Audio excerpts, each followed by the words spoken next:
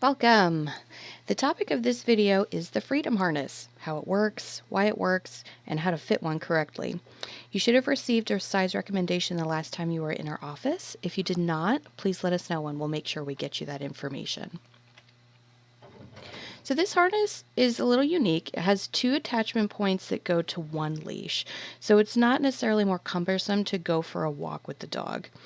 The leash attaches to the front of the harness as well as between the shoulder blades.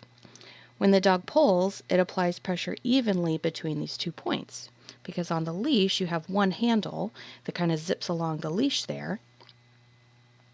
And so the goal here is that the front clip helps to redirect the dog back to the handler, while the piece between the shoulder blades will tighten up, closing those shoulder blades a little bit and making it physically more difficult to move forward.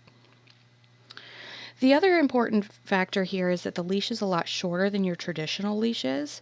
Those of us that were with reactive dogs know that the longer the leash is, the more momentum they get when they're lunging, and the more likely it is that you're going to get pulled over by your pup. So by having a nice short leash, we take this extra momentum out of the equation completely. Keep in mind, the harness is not a magical piece of equipment that will immediately stop all pulling and lunging. What it does do is give the handler more control without causing harm, so that the dog can still go for walks while he's relearning some of those leash skills and redirection techniques. When fitting this harness, it should be fairly snug. The piece that goes around the chest or girth should have a fairly straight line from the point of the shoulder blades right down to behind the elbow. The piece that goes to the front of the harness should have a slight downward angle and touch the top of the sternum. No bunching anywhere as long as the dog is standing still. So you should be able to easily fit 1 to 2 fingers between the dog's side and the harness. The piece between the 2 front legs should lie flat, and when you apply pressure to the martingale between the shoulder blades, it should be fairly snug. So here's a video of placing the harness. Make sure you use treats to help guide the dog's head into the front of the harness. Then clip up one side and clip up the other. We want to avoid leaning over the dog. And here I kind of moved her away so that I could easily access the other side without leaning over her. And then she gets a jackpot afterwards. I also wanted to provide a quick word on leashing up dogs in general. Our clients are often surprised by how much their dogs hate being leashed up, but to be honest, all dogs hate it. Yes, they might get excited when you pick up their leash, but they often have a hard time standing still. They'll lip their licks, they do shake-offs afterwards, they lean away from you, that type of thing.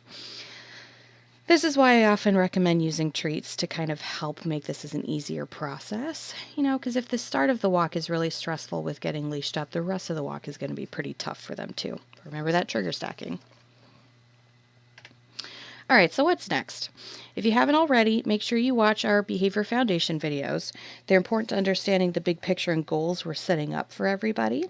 We'll also be working on some loose leash walking and redirection techniques the next time you come into the office. In the meantime, make sure you take lots of treats on walks. Give something every single time you see anybody that's scary or exciting, even if the dog isn't going to react. We just want to help desensitize them for the short term. Remember that if your dog happens to become reactive while out on a walk anyway, they're not going to be able to eat your treats.